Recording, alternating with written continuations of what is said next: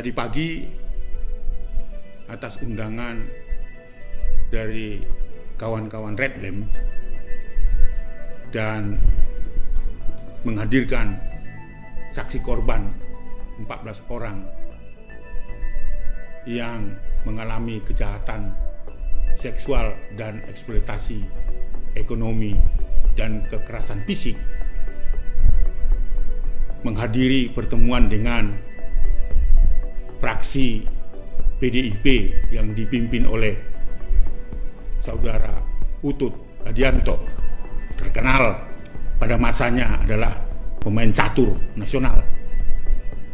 Pertemuan tadi sangat mengecewakan dan menurut saya kasar dan tidak cerdas.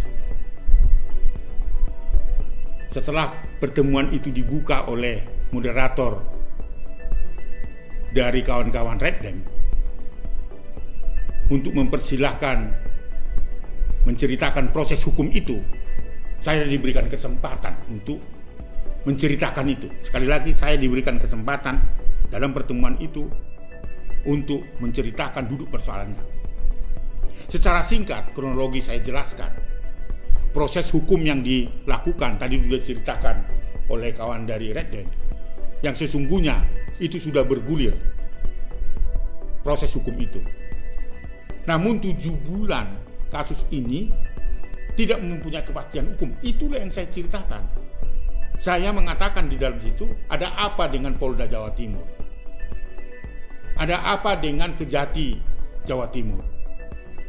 Saya menyebutkan bahwa dalam kesempatan itu, untuk diketahui oleh fraksi PDI yang tadi didampingi oleh mantan Kapolda Kalimantan Timur yang saat ini menjadi ketua DPD PDIP di Kalimantan Timur.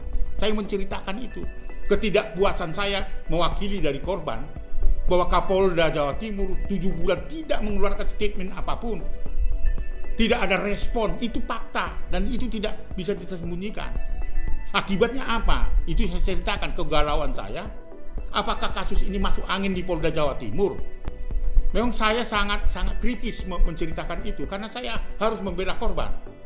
Tetapi saya di stop gitu, ya, membuat saya menjadi terganggu.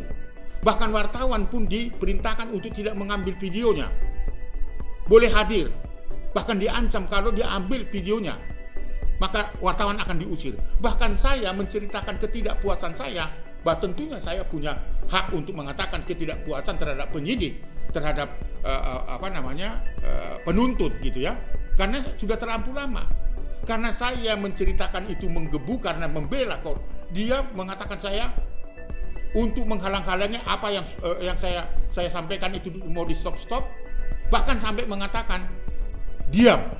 Saya dikatakan diam. Seorang Aris Merdeka dalam membela kepentingan buruh, anak-anak nggak pernah. Sekalipun menteri itu, sekalipun presiden mengatakan bahwa saya diam untuk menceritakan itu. Ada apa denganku Utut? Utut tidak layak untuk memimpin fraksi PDIP karena dia gagal paham, kasar, dan tidak cerdas. Pada kesempatan itu saya walk out. Seharusnya saya tidak mau mengajari atau mau saya ajari sebagai pimpinan, mendengar dulu semua aspirasi walaupun itu tidak sepakat di otaknya.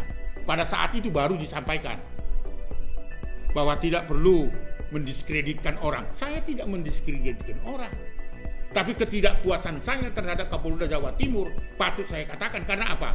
Kasusnya bolak-balik, P18, P19 sudah dilengkapi oleh saksi korban, dikembalikan lagi, diserahkan tanggal 6 Desember menurut aturan hukum. Tidak lebih dari 4 hari kerja sudah harus ada pengumuman. Kejati Jawa Timur juga tidak memberikan pengumuman bahwa status hukum JE sebagai pelaku kejahatan seksual, sebagai pemilik sekolah Selamat Pagi Indonesia. Ini tidak berkeadilan.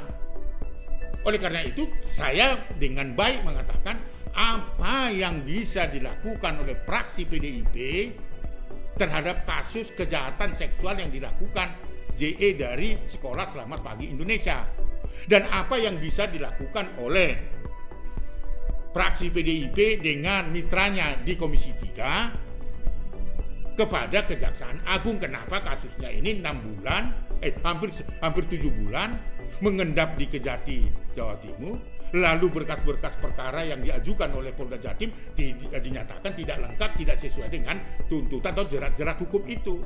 Di situ loh sebenarnya yang saya mau mengatakan protes keras terhadap itu.